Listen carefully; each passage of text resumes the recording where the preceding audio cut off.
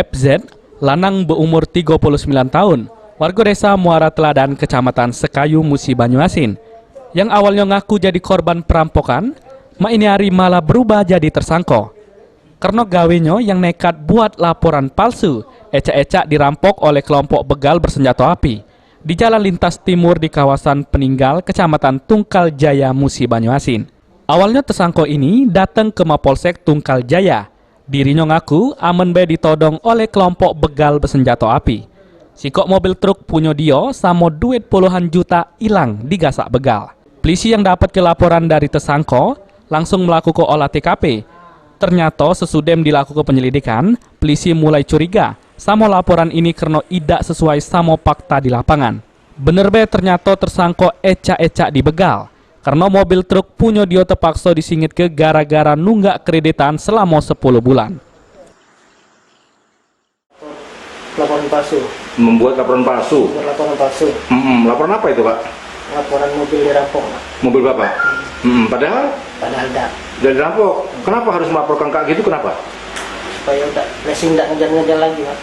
Supaya nggak dikejar racing. Apa mobil Bapak nunggak? Nunggak. Mobil Bapak mobil pencurian? Bukan. Mobil hasil perampok? Bukan. Mobil Bapak beli sendiri? Beli sendiri. Nah, Bapak tahu bahwa pembuatan laporan palsu itu harus berurusan dengan polisi? Tidak tahu, Pak. Tidak tahu.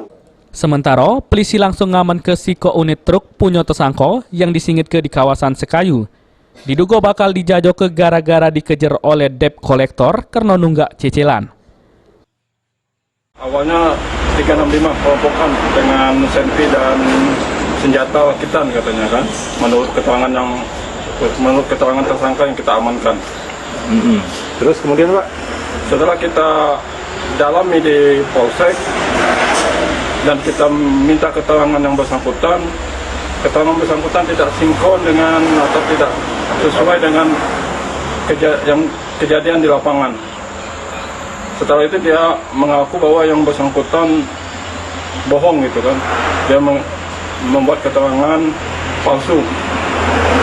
Menurut pengakuan tersangka, mobil itu dalam keadaan leasing dan yang bersangkutan sudah menunggak selama 10 bulan. Untuk mempertanggungjawab ke perbuatannya, tersangka dikenakan pasal 242 KUHP tentang buatan laporan palsu yang ngancam hukuman di pojok 5 tahun penjara. Ruzi Iskandar, PAL TV.